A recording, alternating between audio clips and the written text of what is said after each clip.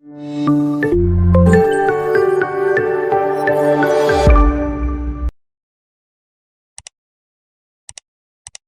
الله الرحمن الرحيم. ربنا افتح بيننا وبين قومنا بالحق وانت خير. النهارده هنتكلم عن ارخص حاجه واهم حاجه في تكلفه دوره الدواجن كلها، سواء 5000 فرخه او حتى 10 فرخ. ايه هي بقى التطهير؟ هو ده حجر الزاويه في نجاح الدفعه. طب اهم خطوات التطهير هنحكي عنها بالتفصيل كلها. اول حاجه هنعتبر ان المزرعه او المكان اللي بنربي فيه انضرب بفيروس، حتى لو ما كانش مضروب بفيروس، علشان ندي برنامج تطهير قوي جدا فينجح لنا الدفعه اللي جايه ويدينا كفاءه عاليه في الامان الحيوي حتى كمان. فالتطهير اول خطوه من خطوات التطهير، هنتخلص من السبله القديمه التخلص الامن. طبعا بالنسبه للمزرعه بيبيعوا السبله فبيقع بعض البقايا منها، فبنسيب المكان ونكنس كنس كويس قوي ونخلي الراجل يجي يشيل السبله بالكنسه اللي قدامها بكل بواقي الدفعه، من ازايز ادويه، من شكاير، ما نسيبش اي بواقي من الدفعه. دي الخطوه الاولى. الخطوه الثانيه نعمل صيانه للمكان. احنا خلاص اتكشف بالنسبه لنا المكان في سلوك مقطوعه،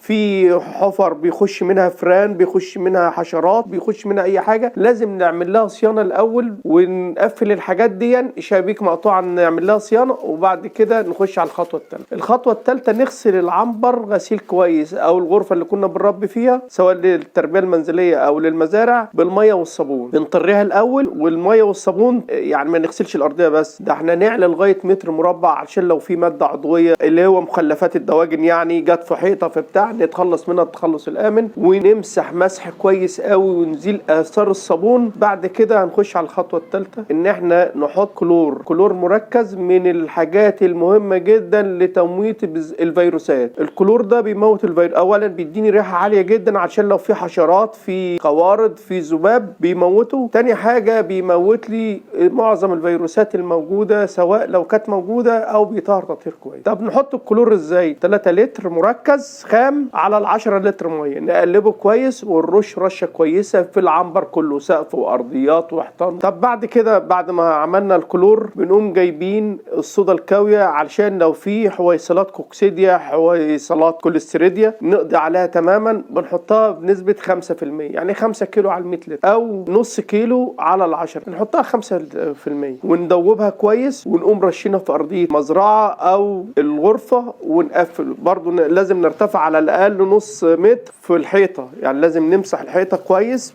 لغايه نص متر، ارضيه وحيطان. طب كده احنا عملنا للفيروسات، للبكتيريا، للكوكسيديا والكوليستريديا. ناقص ان احنا ندي التعقيم الكامل، وهو عن طريق فورمالين. عاوزين نخلي غاز الفورمالدايد يبقى موجود في العنبر بكثافه شديده، لان دون بينهي تماما على كل الفيروسات والبكتيريا والطفيليات والفطريات، بيعمل نهايه كامله. بس طبعا ده عاوز حكمه في الاستخدام، لانه غاز سام جدا، ولازم يبقى الميه بتاعت سخنه لو احنا في الشتاء. يعني احنا بنحط لو عاوزينه مركز قوي، لو كان عندنا الدفعه اللي قبلها فيها مشكله فيروسيه، يبقى لازم نحطه 10%، يعني لتر على 10 لتر، وده بيدي تقل جامد قوي وغاز شديد قوي مضر جدا. فنحط لتر على 10 لتر، الميه تبقى دافيه او سخنه، وبنرشه رش سريع. لازم عاملين حمايه لنفسنا من الغاز دون عن طريق كمامه او عن طريق واقي للوجه، علشان ده مؤذي جدا. طب بعد كده بنرشه ونقفل العنبر 48 ساعه. العنبر لازم يتقفل قفل كامل 48 ساعه. احنا ما اتكلمناش عن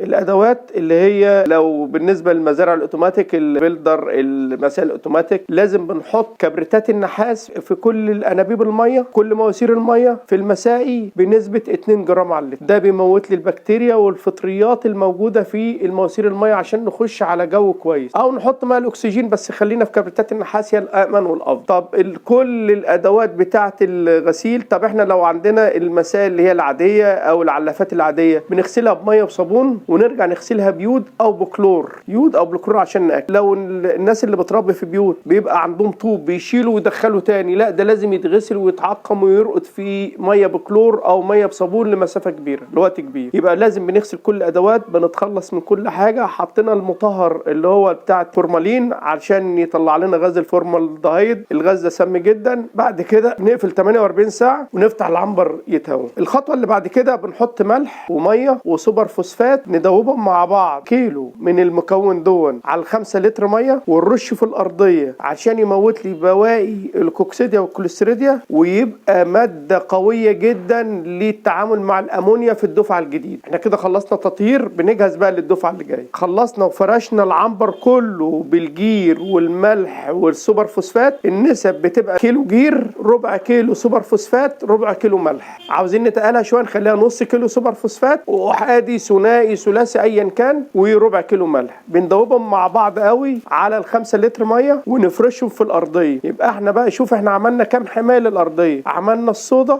الكاويه وعملنا السوبر فوسفات مع الجير مع الملح، دول هيدوني حمايه للارضيه وفي نفس الوقت هيبقوا للدفعه الجديده هيمسحوا الامونيا، هيساعدوا على التخلص من الامونيا بطريقه قويه جدا. بعد كده هندخل النشاره بتاعتنا بتاعت دفعه كامله مره واحده، ونقوم فرشين الحضانه بتاعتنا، وبقى النشاره الثانيه هنعملها كوام، ونقوم رشين بمضاد فيروسي. اي مضاد انت تختاره زي فاركون اس ايا كان بنحطه، خليه مركز 10 سم على اللتر، بس ده كميه كبيره قوي، خلينا في 5 سم على اللتر. ونقوم رشين النشاره ونرش الانابيب، مصادر التدفئه، المساوي والعلافات بعد ما طهرناها تطهير كويس. لو احنا بنحط طوب عشان نرفع المسافه، بنحط حديد عشان نرفع المسائي، الحاجات دي كلها تتغسل كويس، وبعد كده تخش تتطهر بالفاركون اس او اي مضاد فيروسي. نرش رش كويس بالذات على السبله، ونسيب العنبر 48 ساعه علشان المضاد الفيروسي ينتهي. وريت تبقى بخاخه قويه جدا بتعمل رذاذ صغير علشان ما تديش رطوبه للفرشه فتعمل لنا مشاكل في اللي جاي، تبقى في الرطوبه دي بتعمل بعض الفطريات. ورشينا المضاد الفيروسي، بعد كده بنقفل عنبرنا ونبقى جاهزين للدفعه الجديده. دي اهم خطوات التطهير للعنبر، حتى او لاصغر مكان للتربيه المنزليه، حتى لو كان صغير. ده خطوات التطهير بالكميات الصغيره. انا حكيت عن الكميات الصغيره علشان المزارع تكبر تبع المساحه بتاعتها، والله الموفق.